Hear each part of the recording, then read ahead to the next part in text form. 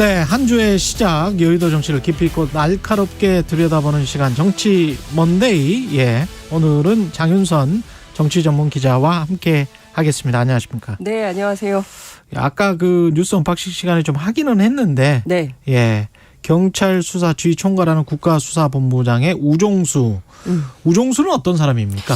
이 경기 남부청장 출신인데요. 예. 이분이 참 공교롭게도 석 달에 한 번씩 인사가 났습니다. 아, 그래요? 네. 최근에? 네, 최근에. 예. 그래서 뭔가 좀 윤석열 정부하고 깊은 인연이 있나? 이런 생각을 할 정도인데요. 예. 지금 남부청장도 한 석 달 정도 한 거예요. 작년 12월에 발령이 났으니까. 그리고 경찰청 차장도 한 석 달 했습니다. 네. 요직을 다 고쳤네. 네. 그리고 예. 그 전에는 서울청 수사차장을 했는데 요거 한 3달. 그러니까 석 달에 한 번씩 지금 인사가 난 이런 상황인데. 야, 팍팍팍. 예. 네. 고속승진이죠. 고속승진. 팍 뛰고 예. 있습니다. 경찰 내부에서는 뭔가 있다. 뭔가 있다. 이렇게 좀 보고 있는데요. 여하튼 네. 1994년에 행정고시 패스를 했어요. 38회 합격을 했는데요. 합격자 명단을 봤더니 검찰 사무직으로 처음에 임용이 됐더라고요. 검찰 사무직으로. 예, 그랬다가 99년에 경제원으로 경찰의 특채가 됩니다. 그래서 수사외사 형사국 주로 수사기획 그리고 경찰 내부에서는 뭐 일선의 현장을 막 뛰는 그런 수사 전문가라기보다는 네. 기획과 정책 파트 전문가다. 그러니까 검찰이 있다가 경찰로 간 사람이군요. 그렇죠. 그러니까 기본적으로는 바닥부터 현장을 체득한 현장파 경찰은 아니다. 이런 평가를 하고 있습니다. 2018년 서울청 수사부장 시절에는 드루킹 수사했었고요. 그리고 작년 6월 서울청 수사차장일 때는 박원순 전 서울시장 성추행 의혹 사건 전담 TF 팀장을 한 바 있습니다. 그런데 예. 실제로요. 경찰 안에서는 우종수가 간다라는 소문이 굉장히 많이 돌았었어요. 그 전부터? 예. 예. 올 초 작년 연말부터 굉장히 많이 돌았고 실제로 내부에서는 준비된 인재다라는 얘기가 있습니다. 준비된 인재에서 간다 이렇게 지금 소문이 돌았던 그렇죠. 겁니까? 그런 건데 건데 이제 그 정순신 변호사가 검찰 특수통이잖아요. 그래서 예. 기본적으로는 검찰을 할 거다. 그런데 혹여라도 윤희근 청장이 이태원 참사 문제에 대해서 책임지고 물러나게 되면 후임으로 갈 가능성 넘버1이 우종수다. 이런 얘기가 돌기도 했었습니다. 그렇군요. 예. 그런데 실제로 정순신 변호사가 낙마한 다음에 또 검찰을 꽂을 거냐. 이거 좀 너무 심한 거 아니냐. 쉽지 않죠. 그렇죠. 그리고 한 달 동안 고민했겠죠. 그렇죠. 예. 경찰 내부에서도 가만히 있지 않겠다. 이런 분위기가 실제로 일선 형사들 사이에 있었던 측면이 있습니다. 뭐 그런 분위기를 좀 반영을 해서 윤희근 청장도 국회에 나와가지고 내부에 역량 있는 사람을 찾는 게 맞지 않느냐. 이것이 나의 의견이다. 이런 얘기를. 이것이 나의 의견이다. 예, 이렇게 피력한 바 있습니다. 그렇지만 앞서 말씀하신 대로 한 달째 내부냐 외부냐 대통령실은 답이 없다.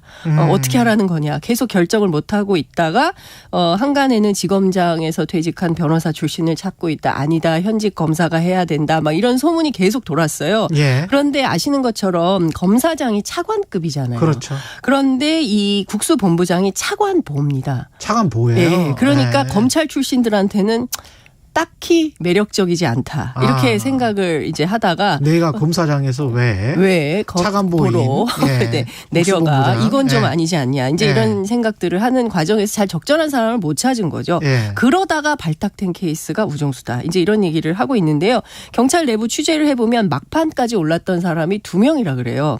우종수 남부청장 그리고 이영상 인천청장. 이분도 근데 중요한 것은 두 분의 특징이 있습니다. 예. 비경찰대. 아, 비경찰대. 네. 경찰대가 아니어야 된다. 경찰대가 아니어야 된다. 이런 원칙이 굉장히 중요했다. 이 이영상 청장은 간부 후보생 출신입니다. 아, 간부 후보생. 네. 그렇군요. 경찰대는 절대 아니어야 된다. 막 이렇게 얘기하다 보니까 제가 있었나 봅니다. 예, 제가 약간 뭐 파파라치 비슷하게 너무 개인사를 얘기한 것은 아닌가. 어쨌든 취재해 보니까 그렇습니다. 앞으로 뭐 국가수사본부장은 어떤 과제가 있습니까? 이게 어떤 직책이죠? 아시는 것처럼 이게 국수본부가 태동하게 된 핵심이 검경수사권 조정에 있지 않습니까? 그렇죠. 예, 검경수사권 조정 이후에 사실은 경찰의 독립성과 중립성을 지키면서 경찰 수사의 전문성을 발현해야 되는 어떤 핵심 컨트롤 타워 기능을 해줘야 되는 거예요. 그런데 이 우종수 청장의 스타일이 경찰의 입장을 대변하기보다는 검찰의 논리에 끌려다닐 가능성이 높다. 깊은 거 아니냐. 그래서 실제로는 경찰 내부에서는 줏대일은 과거 경찰의 모습이 되풀이되지 않을까 우려 섞인 시각도 나오고 있습니다. 그런데요. 경찰 내부 취재를 해보면 엄청난 성과주의자라는 거예요. 예. 그래서 굉장히 빡세게 일할 가능성이 높다. 예. 예, 그래서 주 69시간 경찰이 앞장서서 모범적으로 실천할 가능성이 매우 높다. 굉장히 우려를 하고 있는데요. 남부청의 한 그 직원이 이런 얘기를 했대요. 앞서 제가 이제 우종수, 이영상 두 분 경쟁한다고 말씀드렸잖아요. 예. 이영상이라는 분이 어떤 분인지는 모르겠지만 우종수만은 안 됐으면 좋겠다 이런 얘기를 하기도 했다고 합니다. 그래요? 예, 그러니까 실제로 상당히 일을 빡세게 많이 시키는 분이고 특히 노동조합 문제, 민주노총 상당히 강경 대응할 가능성이 높다. 아, 그리고 용산 경우는 말할 것도 없고 집회 시위 대응 앞으로 세질 거다라고 전망을 하고 있습니다. 무엇보다 윤석열 정부의 코드 맞추기가 본격화될 거고 코드 따라서 맞추기. 따라서 시민들하고 불필요한 충돌이 생기지 않을까 너무 걱정된다. 이런 일선 경찰들이 얘기를 하고 있고요. 또 한 가지는 이태원 참사와 관련해서 물론 경찰 책임이 없는 것은 아니지만 일선 형사들만의 문제냐. 그렇게 책임을 떠넘길 문제냐. 이것은 좀 유감이다. 이런 의견도 나오기도 합니다. 방향이 그래도 국가수사본부면 다양하게 진행이 돼야 될 텐데 어떤 검찰이나 대통령실의 코드 맞추기로 그런 수사만 한다면 또 그것도 좀 문제가 될 수도 있겠죠. 나중에. 예. 그리고 이제 다음 취재 내용을 좀 볼 텐데 이게 또 흥미롭습니다. 이준석 전 대표가 순천 진주를 오가면서 순진한 계획이라는 교육봉사 프로젝트를 이야기를 했는데 이게 뭡니까? 그러니까 이제 순천에 기반을 두고 진주가 한 편도 한 40분 거리라고 해요. 그래서 맞아요. 예. 그래서 순천에 이제 그 있으면서 예. 진주에 왔다 갔다 하면서 뭐 중학교 2학년 학생들 수학 무료 과외를 하겠다. 여러 멘토들을 받아서 뭐 이런 거랑 그리고 이제 순천에서는 이제 순천 정원 박람회가 있는데요. 예. 여기에서 영어 중국어 통역 봉사를 하겠다라는 입장입니다. 한 석 달 정도 진행이 될 예정인데 그런데 정원 박람회 조직위원회에서 곤혹감을 피력하고 있어요. 예. 윤석열 대통령이 온다. 근데 이준석 대표가 통역 봉사를 한다 그러면 이거 어떻게 해야 되냐. 좀 부담스럽다. 그리고 이미 자원봉사 모집 기간이 끝났다. 이 상황에서 개인적 차원에서 통역봉사 이거 허용할 거냐 말 거냐. 지금 내부에서 논란이 좀 있는데요. 그래서 관련해서 취재를 했어요. 이 상황이다. 어떻게 할 거냐. 그랬더니 이준석 대표 측은 잡음 없이 진행되도록 노력하겠다라는 건데요. 좀 상황은 좀 봐야 될 것 같은데 그러면 왜 순진한 계획이라는 타이틀을 걸고 순천 진주 왔다 갔다 왜 하냐. 왜 순천 진주일까요? 일단 기본적으로는 전남의 동부인 순천, 그다음에 경남의 서부인 진주 이렇게 작은 중소도시를 돌아다니면서 실제로 교육과 통역봉사 그러니까 좀 더 낮은 정치를 하겠다는 걸로 보입니다. 근데 이제 기본적으로는 이 대표 입장에서는 뭐라도 해야 되는데 총선이 본격화하려면 약간 찬바람 불 때까지는 시간이 굉장히 많이 남았고 그리고 또 그 사이에 국회 정개특위 안에서 어떤 제도적 변화가 생길지 현재로서는 알 수가 없는 이런 상황에서 또 이준석과 천화동인이라는 새로운 정치 브랜드가 생겼기 때문에 이 시간을 좀 무용하게 보낼 수는 없다. 그래서 뭐라도 해야 된다 이런 차원에서 좀 기획이 된 것 같고요. 특징적으로는 국민의힘 2030 지지율이 20%에서 지금 오르지 않고 있는데 여전히 이준석계라고 불리는 이 젊은 소위 개혁보수 진영에 대해서는 15에서 20%의 지지율이 있기 때문에 이걸 또 완전히 무시할 수 없는 이런 상황인 것도 있는 거예요. 여러 가지가 착종된 상황 속에서 중요한 포인트는 정치의 효능감이다. 이렇게 보는 것 같습니다. 그래서 2030이 어떤 정치의 효능감을 맛보게 할 것인가가 이준석 대표의 어떤 과제인 것처럼 되어 있다고 하고요. 실제로 이거 말고도 다른 영역에서 다양한 정치 어떤 효능감을 볼 수 있는 활동을 계획하고 있다. 이런 얘기를 하고 있습니다. 그런 생각이 드네요. 순천하고 진주가 비평균화 지역이었거든요. 예전에. 예전에 비평균화 지역이었고 명문고등학교가 둘 다 있었어요. 근데 지금은 이제 상당히 좀 교육이 이른바 이제 그 서울대 연고대 그걸로만 본다면 많이 좀 떨어졌죠, 상대적으로. 그래서 교육 봉사를 하고 있는 거 아닌가 뭐 그런 생각도 들고 여기에 또 맛집들이 많습니다. 예, 순천도 맛집이 많고 진주는 또 육전 냉면이 아주 또 유명하죠. 예. 근데 기본적으로 이준석 대표가 다중포석이다. 예. 뭐 먹으러 가는 것 같지는 않고요. 예. 지역 소멸, 인구 문제에 대한 관심이 굉장히 많이 있다는 거예요. 그러니까 앞서 말씀하신 대로 예전에는 지역에서 인재가 많이 올라왔습니다. 그렇지만 최근 보면 서울대 학생생활연구소 조사에 따르면 서울대 학생의 70% 이상이 강남권 학생들이라는 거고 강남 아니면 목동 출신들 아니면 사실 이게 진입 장벽이 높아서 아니면 특목고. 그렇죠. 그러니까 지역의 출신들이 서울로 오기가 굉장히 어려운 이런 상황인 것이죠. 그러니까 여기에서 어떤 새로운 대안을 마련해 보겠다라는 판단도 하고 있는데 이거 굉장히 장기 과제인 걸로 보이고요. 여하튼 이준석 대표의 움직임을 좀 주목해서 볼 필요는 있겠다라는 생각이 좀 듭니다. 메시지가 좀 있어요. 그리고 이준석 전 대표가 새로 낸 책에도 이런 비슷한 이야기들이 있습니다. 예, 구체적으로 뭐 생각하는 것들이 좀 있겠죠. 예, 또 다른 뭐 속으로 생각하는 또 다른 메시지들이 분명히 있을 거예요. 그거는 나중에 차차 이야기를 할 것 같은데 이게 지금 저 국민의힘 같은 경우는 천하용인 그리고 이준석계를 뭐 끌고 가는 겁니까? 아니면은 나중에 뭐 총선 가까워와서 우리가 남이가 뭐 이쪽으로 가는 겁니까? 예. 그러니까 약간 팽 분위기이긴 하죠. 지금 팽 분위기예요. 팽 확실히? 아니요. 그렇진 않습니다. 확실히는 아니고. 네. 그러니까 그 기억하시겠지만 우리가 복귀를 해보면 조수진 최고, 김재원 최고가 영구 추방론을 얘기를 했었지 않습니까? 나가라. 같이 할 수 없다. 이런 주장을 했는데 앞서 말씀드린 대로 그럼에도 불구하고 국민의힘에 이준석 대표를 지지하는 그룹이 있는 거예요. 무시하기 어려운 흐름이고 20, 30대 지지율이 안 오릅니다. 그러면 뭐 호프 미팅하고 뭐 이러면 오를까? 그렇지 않다라고 보는 거예요. 정치 효능감을 보여줘야 되는데 국민의힘 내부는 그럴 만한 여력이나 판단 이것은 안 하고 있는 걸로 보입니다. 그러니까 좀 약간 끼어 있는 상황인 것 같아요. 그래서 제가 취재를 해보니까 천하람 변호사 쪽에 계속 일단 만나자라고 제안은 하고 있는 것 같아요. 김기현 대표가 문자도 보내고 뭐 등등 만납시다. 얘기 좀 합시다. 그런데 천하람 변호사는 만나서 뭐 할 건데. 그러니까 이를테면 사진 찍고 악수하고 이런다고 지지율이 오르겠습니까? 그렇지 않습니다. 그러면 어떤 의제를 가지고 뭘 함께 하자는 것인지 그 로드맵을 보여주세요. 그러면 만나겠습니다. 뭐 이런 상황인 것 같습니다. 그러니까 천하람 변호사도 내부에 이런 고민이 있다는 거예요. 당대표가 돼도 쫓겨나는 판에 천하람 너는 무사할 걸로 보이냐. 이런 냉소적 분위기가 실제로 있다고 하고요. 이 상황에서 덥석 만나서 악수하게 되면 아 그래 이준석 버리고 주류와 손잡겠다 이거지 이런 비판도 나올 수 있겠다. 그렇겠지. 오해할 수도 있겠죠. 예, 그래서 이런 것이 확대 재생산되는 것은 좀 두렵다. 그렇기 때문에 어떤 정치적 합의가 있기 전에 단순 만남은 조금 어려운 거 아니냐 이런 판단을 하고 있습니다. 그런데 어제 제가 재밌는 포인트를 하나 취재 중에 얻었는데요. 천하람 변호사가 어제 처음 이런 얘기를 했습니다. 우리는 어떤 옵션도 배제하지 말자는 입장입니다. 어떤 옵션도 배제하지 말자. 이게 무슨 얘기일까 이제 고민이 좀 되는데요. 천하용인이라는 새로운 정치 브랜드가 생기지 않았습니까? 국민의힘 내부에서는 영구 추방론이 나오고 있어요.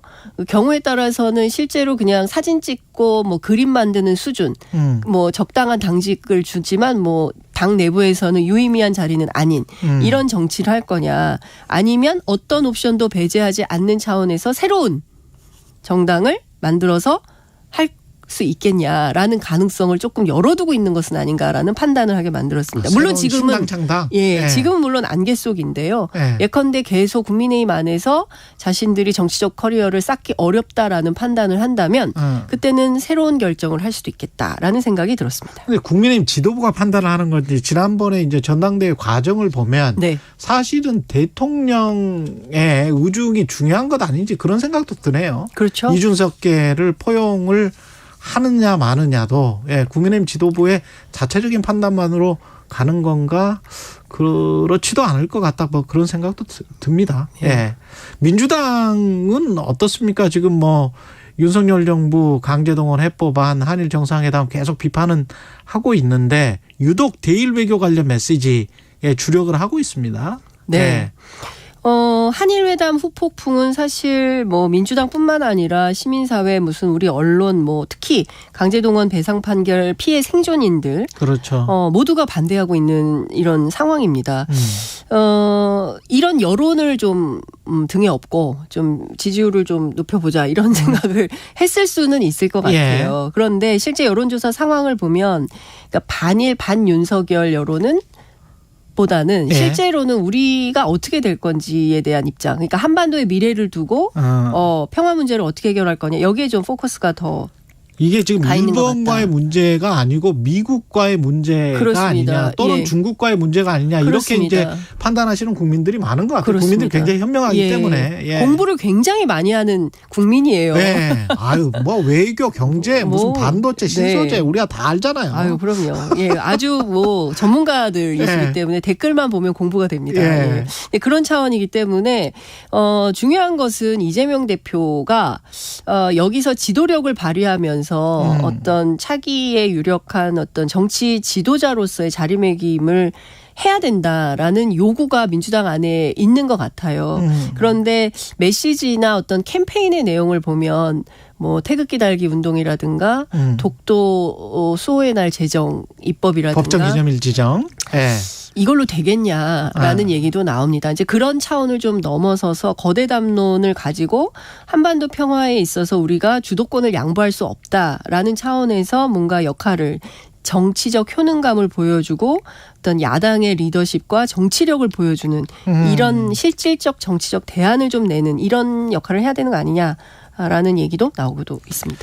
그러니까 반사 이익을 노리는 정치, 뭐 실수로 뭔가 떨어졌으면 그거를 주워 먹는 정치 이것보다는 뭔가를 키우고 생산하는 정치 이거를 좀 바라는 것 같습니다. 그렇습니다. 양당 다에 그러는 것 같습니다. 그런데 특히 민주당한테 그 요구가 더 많은 것 같기도 합니다. 상대적으로 또 대통령의 지지율이 이렇게 낮은데 민주당이 뭐 요즘 여론조사는 뭐 조금 갈리기도 합니다만 하여간 대통령 지지율이 낮은 거에 비해서는 민주당 지지율이 확 높다 이렇게 말하기는 또 힘들잖아요. 그렇죠. 그러니까 그거는 그 원인은 뭐냐? 그러니까 대안이다라는 어떤 메시지나 어떤 대안의 담론을 제기하거나 아니면은 대안의 노선을 보여주거나 뭐 이런 것들을 현재 민주당 리더십, 그러니까 민주당의 지도부가 잘 보여주지 못하는 것에 대한 어떤 확신을 주고 불만, 있느냐? 그런 것들이 좀 있어 보입니다. 그래서 뭐 쇄신 이야기 나오고 그 다음에 이제 뭐 친명계, 비명계 이야기 나오면서. 당직 개편 이야기도 나오는데 이거는 어느 정도 폭일까요? 그러니까 지금 중요한 포인트는요. 조정식 사무총장 유임이냐 교체냐 여기에 좀 포커스가 잡혀 있는 것 같아요.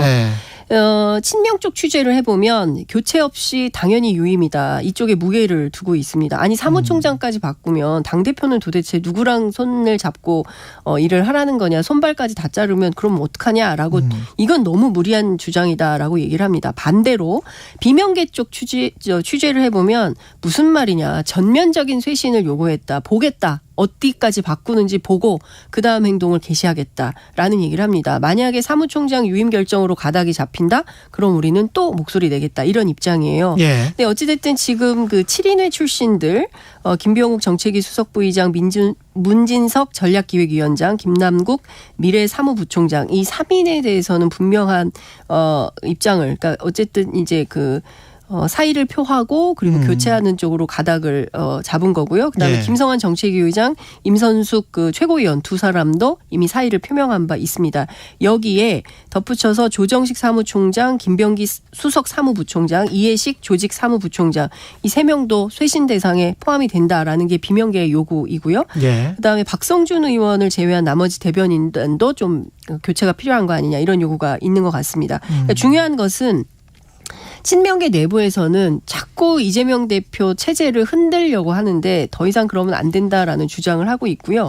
그리고 이 비명계에서는 이 지도부로는 앞서 말씀드린 그런 새로운 민주당의 노선과 그다음에 전략적인 판단과 그다음에 이후에 있을 총선을 앞두고 여론조사상 당의 지지율을 최대한 끌어올리는 그러니까 대여 투쟁을 하는 데 있어서 대척점에 있는 실질적 정치적 대안이 되는 데는 좀 부족한 거 아니냐.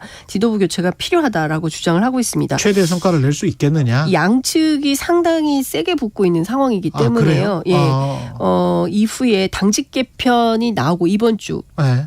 늦어도 다음 주 초까지는 마무리할 걸로 보이는데 예. 이 당직 개편의 크기에 따라서 더 출렁일 수도 있고 여기에서 좀 마무리되고 이재명 대표 체제 중심으로 다시 드라이브를 걸 가능성이 있어 보입니다. 그렇군요. 국민의힘처럼 뭐 신당 창당에 비슷한 어떤 어감이나 이런 거는 안 나오는 거죠? 아직? 지금 민주당이 그럴 형편은 아닌 것 같아요. 아니고. 예. 네. 그리고 이재명 대표가 빠지면 다음 총선은 상당히 어렵다라고 보고 있습니다. 어찌됐든 이재명 대표 중심으로 가긴 해야 되는데 중요한 것은 실력, 능력 뭐 이런 것에 대한 불만이 좀 있어 보여요. 일을 조금 더 유능하게 했으면 좋겠다라는 그렇죠. 유능함이 좀 떨어지는 거 아니냐 이런 예. 얘기들이 나오고 있습니다. 서로 간에 유능 경쟁을 해야 될 것 같습니다. 예. 그리고 아까 제가 뭐 그 순천 진주 교육봉사 이준석 전 대표 관련해서 명문대 진학률 높이려고 약간 제 나름대로 추정을 해봤는데 중2 취약계층 학생 대상이다. 중2 취약계층 학생 대상이다. 이렇게 지금 이준석 대표가 이야기하는 거 보니까 네. 아닌가 보네요. 제 네. 추정은. 예. 아니 근데 좀 열정이 있어 보여요. 제가 네. 울산 취재 현장에서 만났잖아요. 네. 그런데 정말 동분서주하면서 새로운 정치에 뭔가 대한 뭔가 해보려고 하고 네. 아무리 그래도 정의당도 대표 오면 항상 수행원이 있거든요. 그렇죠. 근데 이준석 대표 혼자 왔더라고요. 깜짝 놀랐습니다. 알겠습니다. 여기까지 듣겠습니다. 정치몬데이 장윤선 정치전문기자였습니다.